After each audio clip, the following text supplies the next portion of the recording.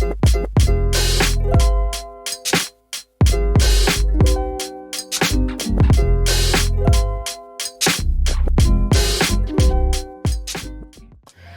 right, so we're going to the next fight. And this is also on the early prelims. We've got Jim Miller.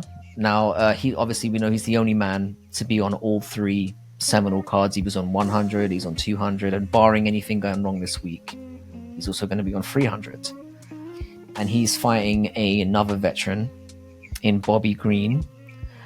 This is one of the ones I found a little bit trickier. I've kind of gone back and forth a little bit on this one. So again, I'm going to ask you first, who do you think gets their hand raised, and how do you think this person gets it done? Man, this one was a tough one because of the experience that both of these men have. And I said it in the previous video, like, I think that these are the most experienced MMA fighters on the card. Together, they have probably 80 plus fights. That's insane. Wow. And so, that being said, I think that they've seen every tactic, every ploy, every strategy that could be put up in front of them, and they know their opponent very well. There's tons and tons of tape on each of these opponents, but I think that Jim Miller has multiple ways to win. He can win standing, he can win on the ground. And Bobby Green, if he's going to win, it's going to be standing. Even though, you know, he submitted Tony Ferguson, that was not Tony Ferguson. That was Anthony Ferguson that he submitted. So I think that Jim Miller is a person who has multiple pathways to a victory. That being said, I don't think that he's going to be able to submit or finish Bobby Green. I think that he's going to win by unanimous decision, and he cements his place in the UFC Hall of Fame. I'll keep saying that, but I do think that he deserves, after being on 100, 200, and 300, you got to go into the Hall of Fame after this. Yeah, it would definitely be a fitting one. What do you reckon, CJ? Yeah. Oh, Bobby's weird. Yeah. I'm gonna go ways. Yes. Bobby. You're crazy. Yeah, I'm gonna go Sheesh. Bobby. It might be like a speed thing. I can't remember right now. Does Bobby? It's a 3-round thing, right? So Yeah. I think he'll be good on cardio, but like, I think he's faster than Jim Miller too. And I do think he has better striking. Can't remember who's got a more powerful strike.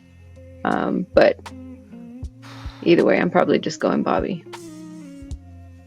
Yeah, it's funny. Yeah, we're gonna find out. It's funny because like I was originally very clear on who I wanted to pick for this. I will say I don't love this from a betting perspective. Like, I'm gonna say that out the gate. Striking wise, I think you have to give the significant edge to Bobby Green, because I did a lot of research for this card, which you're gonna find out. I've gone in. Like, he lands on average 4 significant strikes more per minute than Miller. He's 10% more accurate, but he does absorb more strikes per minute as a result because of the pace that he sets. I think if Jim Miller is going to win this fight, he needs to find a way to get it to the ground, as you said, and finish it there. And to be honest, I'm struggling to see how he does that. Green is a very underrated defensive wrestler. He's got a takedown defense of 74%, which in a career as long as he's had is very, very impressive. Jim Miller's become obviously more resilient in his advanced years, which is very surprising. The older he's got, he seems to be tougher to get out of there. And just, you know, he got a really impressive KO in under a minute against Jesse Butler, who, again, we're going to be fair here, is really shit. Like, he's awful. I just don't think that he has enough power to catch Green and put him out either. I mean, I know he can crack, but he's knocking guys out that are much lower level, and Green's very good defensively. I know he just got absolutely murdered, and I thought literally murdered by Jalen Turner in his last one. Like, I thought he was dead, I'm gonna be honest. And Jalen likes him. yeah. That was horrific shit. But like, I think he had a few moments in there before he got clocked. And as we've talked about, and we will talk about Jalen Turner, he's very dangerous.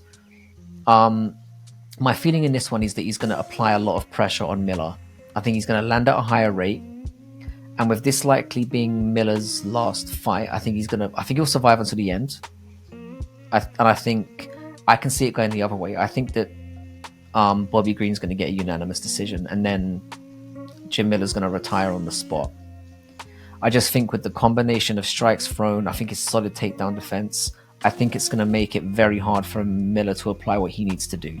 I think it's going to be a great scrap, but I'm going to go UD Green for me. But again, the odds, Green at -175, I don't really like, because Miller, like you said, he's very capable of catching him and putting him out. So I probably wouldn't bet on it, but I think Green's going to get it done. I like him in this. Yeah. I do like the take, though, Jax, of being submitted. Because Green's never been submitted in the UFC, anyway. No, because he isn't forced to... He's not forced to face wrestlers quite often. He's usually up against strikers, because that's how they like to book him. His takedown defense gets very overlooked. He's weird. He's weird.